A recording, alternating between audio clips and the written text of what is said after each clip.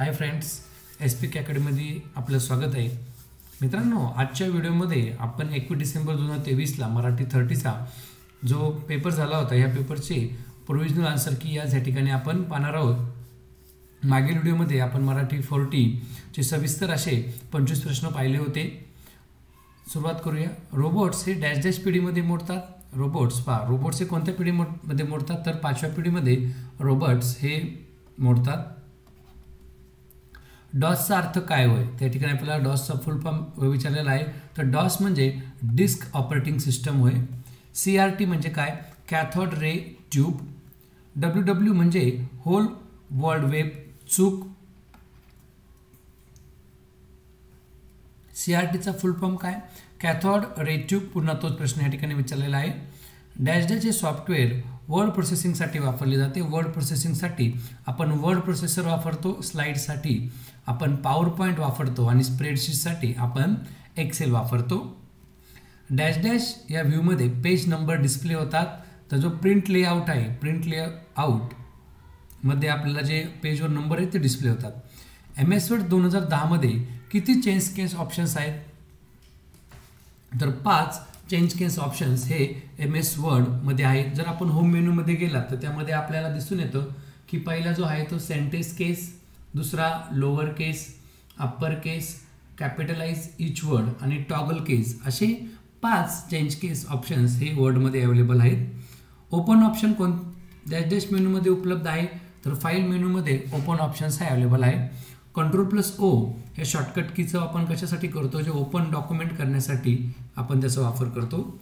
एक्सेलमध्ये की text bold करण्यासाठी वापरतात. तर Ctrl+B ही टेक्स्ट बोल्ड करण्यासाठी वापरतात. आणि जर आपल्याला अंडरलाईन करायचे असेल तर आपण अंडरलाईनसाठी Ctrl+U चा वापर करतो. MS एक्सेल हे डॅश डॅश या प्रकारचे ॲप्लिकेशन सॉफ्टवेअर आहे. तर स्प्रेडशीट वर्कबुकमधील शीटचे नाव बदलणे अशक्य आहे. चूक. वर्कबुकमधील शीटचे नाव आपण चेंज करू शकतो.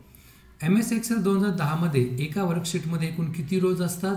तर 10,48,576 रोज हे MS एक्सेल 2010 असतात. मित्रांनो, आपण ह्यापूर्वी एक्सेलवर बरेचसे व्हिडिओ आपल्या चॅनलवर टाकलेले आहेत, ते पहा जेणेकरून आपले एक्सेलचे मार्क जाणार नाहीत.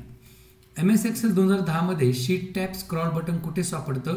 तर बॉटम साईडला, बॉटमला लेफ्ट कॉर्नरला आपल्याला स्क्रॉल शीट टॅबचं स्क्रॉल बटन सापडतं. डॅश डॅशमध्ये बदल केल्यास सर्व स्लाईडला अप्लाय होतात. आपल्याला जर एकच बदल सर्व स्लाईडला वापरायचा असेल तर त्यासाठी आपल्याला स्लाईड मास्टर ह्या मेनूचा उपयोग करावा लागतो. स्लाईड पेनच्या खाली आउटलाईन पेन असते, हे विधान चूक आहे. प्लेस होल्डर शो करण्यासाठी माऊस पॉइंटर बॉक्सवर करावा. तर पहा, क्लिक. आपल्याला जर प्लेस होल्डर शो करायचा असेल तर आपल्याला फक्त काय करायचं आहे? माऊस पॉइंट हा बॉक्सवर क्लिक करायचा आहे. पॉवर पॉईंटमध्ये एक्झिट ऑप्शन वापरल्यास काय होईल? जर आपण एक्झिट ऑप्शन वापरल्यास पॉवर पॉईंट हे एक्झिट होऊन जाईल. .ppt हे एक्सटेन्शन कोणत्या सॉफ्टवेअर फाईलसाठी वापरले जाते? तर ते MS पॉवर पॉईंट फाईलसाठी वापरले जाते. डॅश डॅश प्रोग्राममुळे वेब पेज ॲक्सेस करता येतो. जो तो वेब ब्राउझर प्रोग्राम आहे, या प्रोग्राममुळे आपल्याला वेब पेज ॲक्सेस करता येतो. इंटरनेट हे जगातील सर्वात मोठे नेटवर्क आहे, हे विधान बरोबर आहे. असा कोणता पॉवरफुल PC जो मोठ्या प्रमाणात डाटा साठवितो? जो सर्व्हर आहे, हा सर्व्हर मोठ्या प्रमाणात डाटा साठवतो. यापैकी कोणता नेटवर्कचा टाईप नाही आहे? तर रॅम हा नेटवर्कचा टाईप नाही आहे. मित्रांनो, आपल्या चॅनलवर आपण 2 व्हिडिओ हे या छोट्या छोट्या शब्दांचे फुल फॉर्म टाकलेले आहेत. तर बघा, या ठिकाणी आपल्याला विचारलेलं आहे की लॅन. तर या ठिकाणी आपल्याला लॅनचा फुल फॉर्म माहीत असणं आवश्यक आहे. लॅन म्हणजे local area network. LAN local area network. त्यानंतर पुढचा बघा, मॅन. मॅन म्हणजे मेट्रोपॉलिटन नेटवर्क. आणि वॅन वाईड एरिया नेटवर्क. हे तिन्हीचेही फुल फॉर्म आपणास माहीत असणं आवश्यक आहे. शेवटचा प्रश्न पाहूया. C++ ही एक काय आहे? तर ही एक प्रोग्रामिंग लँग्वेज आहे.